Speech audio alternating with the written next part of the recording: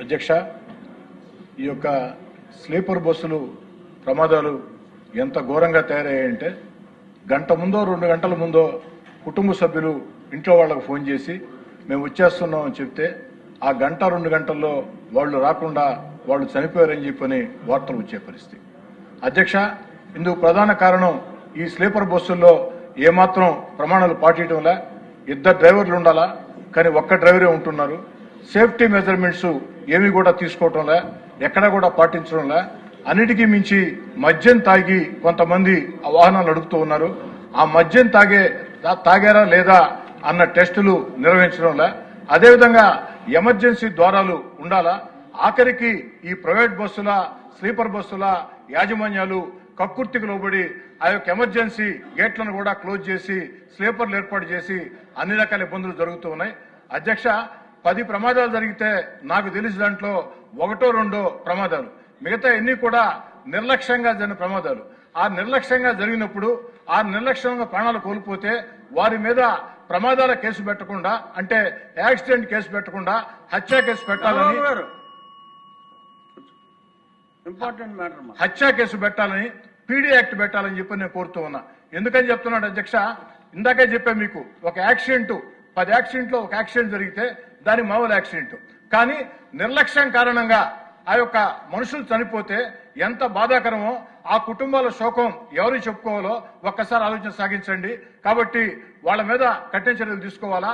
అన్నిటికీ మించి ప్రభుత్వానికి ఒక సూచన చేస్తున్నా, ముఖ్యంగా రవాణా శాఖ మంత్రి గారు రాంప్రసాద్ రెడ్డి గారు యువకుడు, ఈ రోజు ఈ యొక్క స్లీపర్ బస్సుల్లో గాని ఈ బస్సుల్లో గాని టికెట్ల బుకింగ్ కి ఏదైతే అభి అని, రెడ్ అని, మా బస్సు అని చెప్పని బుకింగ్లు జరుగుతున్నాయి. వారికి ఏమాత్రం సంబంధం ఉండదు.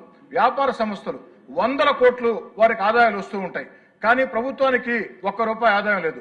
అదే ఆర్టీసీ డిపార్ట్మెంట్ లో ప్రతి ఆర్టీసీలో కూడా మన దగ్గర మొత్తం కూడా ఈ యాప్ ఉంది. ఈ బస్సులు ఎక్కడ తిరుగుతాయి? ఆంధ్ర, తెలంగాణ, తమిళనాడు, కర్ణాటక లేదా ఒరిస్సా. కాబట్టి ఈ రాష్ట్రాల రవాణా శాఖ మంత్రులతో మాట్లాడి అభి బస్సు, రెడ్ బస్సు బుకింగ్లు కాకుండా మొత్తం కూడా ఆర్టీసీ యాప్ ద్వారా మనమే టికెట్లు బుక్ చేసుకుంటే ప్రభుత్వానికి మేలు జరుగుతుంది. తద్వారా ఆ టికెట్లు బుక్ చేసేటప్పుడు ఆర్టీసీ మన కంట్రోల్లో ఉంటుంది. కాబట్టి ఆర్టీసీ అధికారులు అన్ని ప్రమాణాలు ఉన్నప్పుడే ఆ బస్సులకి పర్మిషన్లు ఇస్తారు. ఆ విధంగా చర్యలు తీసుకోవాలని చెప్పి కోరుకుంటూ చిట్ట మాట అధ్యక్ష, మంత్రి గారు ఏం చెప్పారంటే 25-26లో ఎన్ని కేసులు బుక్ అయినాయంటే 22,272 కేసులు బుక్ అయ్యాయని చెప్పడం జరిగింది. దాని మీద ఎంత పెనాల్టీలు వేశారంటే 21,75,00,000 పెనాల్టీ వేసామని చెప్పడం జరిగింది. అంటే సగటున 9,570 రూపాయలు. అధ్యక్ష, రవాణా శాఖ అధికారులు, కింది స్థాయి అధికారులు ఈ స్లీపర్ బస్ యాజమాన్యాల మీద ఎంత ప్రేమ ఎందుకు? ఒక ఆటో పట్టుకుంటే 10,000 వేస్తున్నారు, స్కూటర్ పట్టుకుంటే 10,000 వేస్తున్నారు. అలాంటిది స్లీపర్ బస్ యాజమాన్యాలు 100 కోట్ల 1,000 కోట్ల ఆస్తిపరులు ఆ యొక్క ప్రాణాలు కోల్పోయే పరిస్థితి ఉంటే వారికి 9,570 రూపాయలు. 22,727 కేసుల్లో 21,75,00,000 అంటే సగటున 9,570 రూపాయలు. మరి ఏంది అధ్యక్ష ఇది? కాబట్టి మంత్రి గారు, మీరు యువకులు, మీ కింది స్థాయి అధికారులు పూర్తిగా గాడి తప్పేస్తున్నారు. వారిని కంట్రోల్లో పెట్టండి, బలంగా వారికి పెనాల్టీలు వేయండి, కఠినమైన చర్యలు తీసుకోండి. 2 డ్రైవర్లు పెట్టాల్సిందే, డ్రంక్ అండ్ డ్రైవ్ టెస్ట్ చేయాల్సిందే, ఎమర్జెన్సీ డోర్స్ ఉండాల్సిందే, సేఫ్టీ మెజర్మెంట్ పాటించాల్సిందే.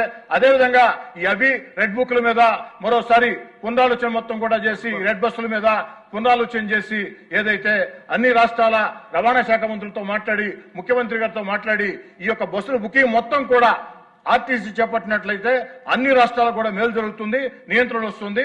ఆ దిశగా చర్యలు తీసుకోవాలని చెప్పని కోరుకుంటూ సెలవు తీసుకున్నారు అధ్యక్ష. విమానం పైలట్లకి ఎలాగ జాగ్రత్తలు తీసుకుంటారో వీళ్ళు కూడా అలా తీసుకోవాలి. అదే చెప్పారు. సాధారణ ప్రాణాలు అంతే ముఖ్యం. ఎంత బాధాకరం అంటే సార్, స్లీపర్ బస్సుల్లో ప్రయాణించే వాళ్ళంతా కూడా సార్ మధ్యతరగతి, దిగువ మధ్యతరగతి, పేద కుటుంబాలు సార్. ఎంత బాధేస్తుందంటే 1 గంట 2 గంటల్లో ఇంటికి వస్తామని ఫోన్ చేస్తారు, వారు రావచ్చు లేదా వారు చనిపోయారని వార్త రావచ్చు. దీని మీద రవాణా శాఖ మంత్రి గారు, అధికారులు దయచేసి నా మాటల్ని విమర్శలుగా భావించవద్దు. మనది ప్రజాప్రభుత్వం, మంచి ప్రభుత్వం. చంద్రబాబు గారి నేతృత్వంలో ప్రజల కోసం పనిచేసే ప్రభుత్వం.